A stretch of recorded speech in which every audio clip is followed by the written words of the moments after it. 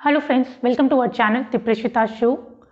आज हम बात करने वाले हैं बच्चों में होने वाली पाइका की प्रॉब्लम के बारे में कि क्या होता है ये पाइका की प्रॉब्लम में बच्चों के साथ में, क्या क्या ट्रीटमेंट आप इसके लिए कर सकते हो और कब आपको डॉक्टर को कंसल्ट करना चाहिए। तो ये वीडियो का आज का टॉपिक। और शुरू करने से पहले मैं आपसे रिक्वेस्ट करूँगी, चैनल पर नए हैं तो चैनल को सब्सक्राइब ज़रूर करना। वीडियो अच्छा लगेगा तो वीडियो को लाइक करना है, शेयर करना है और कॉमेंट करके बताना है वीडियो आपको कैसा लगा।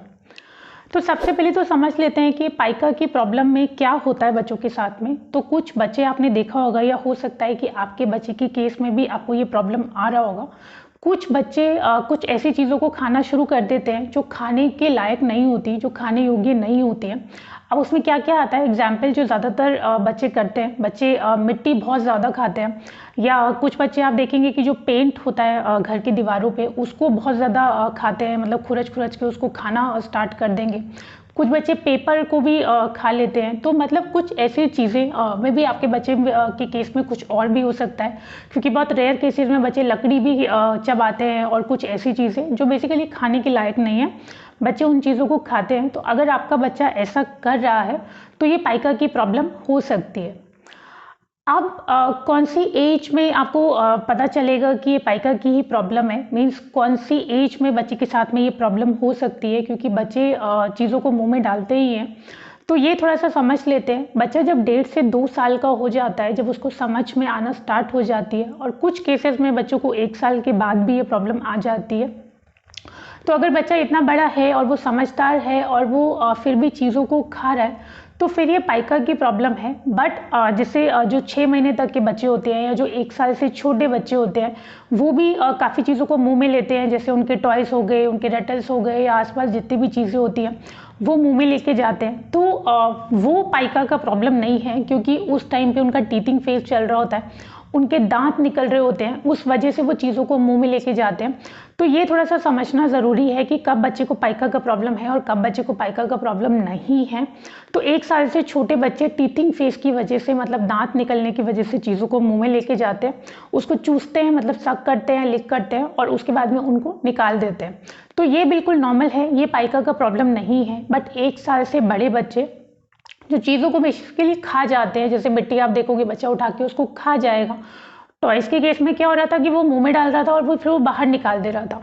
लेकिन 1 साल से बड़े बच्चे क्या करते हैं, मिट्टी को मुंह में लिया और उसको खा गए, पेंट को मुंह में लिया और उसको खा गए, पेपर कई बार आप देखोगे कि पेपर का टुकड़ा वो मुंह में लेते हैं और वो खा जाते हैं। तो ये बच्चे के साथ में पाइका का प्रॉब्लम है।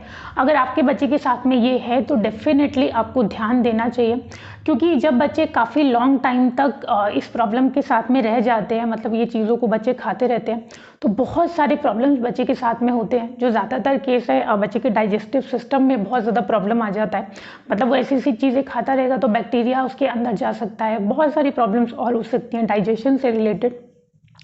बॉडी में और भी ज़्यादा हेल्थ इश्यूज हो सकते हैं। तो बहुत जल्दी स्टेज में, मतलब आपको जब पता है कि बच्चा इसको साथ में ऐसी प्रॉब्लम हो रही है, तो बहुत जल्दी आप इसको थोड़ा सा क्योर करने की कोशिश करें, इसको थोड़ा सा ट्रीट करने की कोशिश करें, ताकि बच्चे के साथ में ये प्रॉब्लम लॉन्ग टाइम तक ना चले और बच्चे को और ज़्यादा इश्यूज ना आए।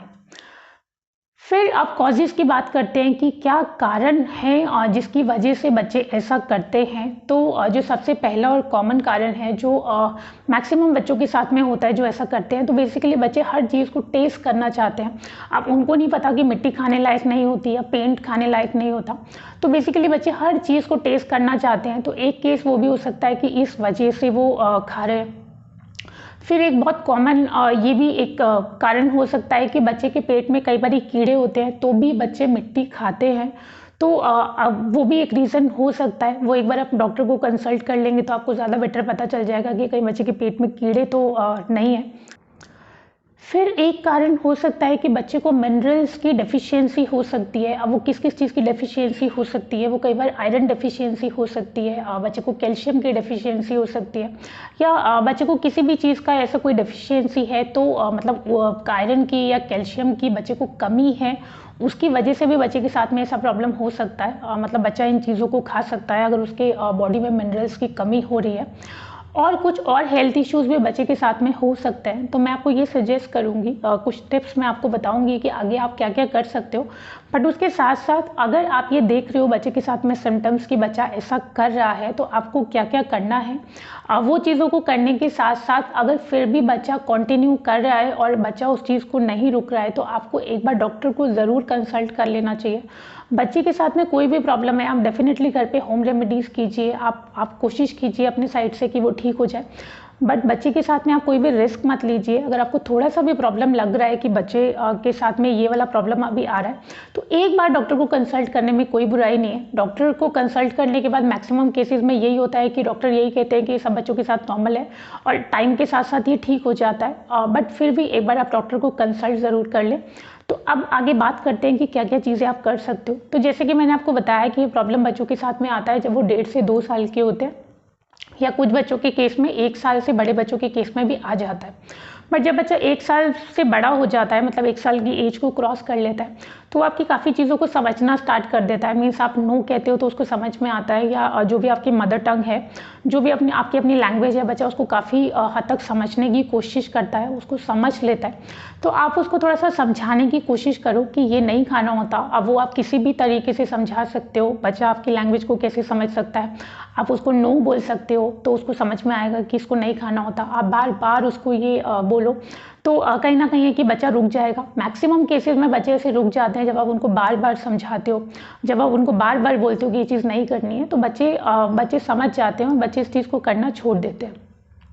फिर आप एक चीज़ ये भी कर सकते हो कि आप जो खाने के लिए जो भी फ्रूट्स वगैरह आप बच्चे को देते हो, या खाने के कोई भी आइटम्स है, वो बच्चे के थोड़ा सा पहुंच तक आप रखो। जैसे 1.5 से 2 साल का बच्चा थोड़ा चलना फिरना स्टार्ट कर देता है, तो जो खाने पीने की चीज़ें हैं उसके आसपास ही हो।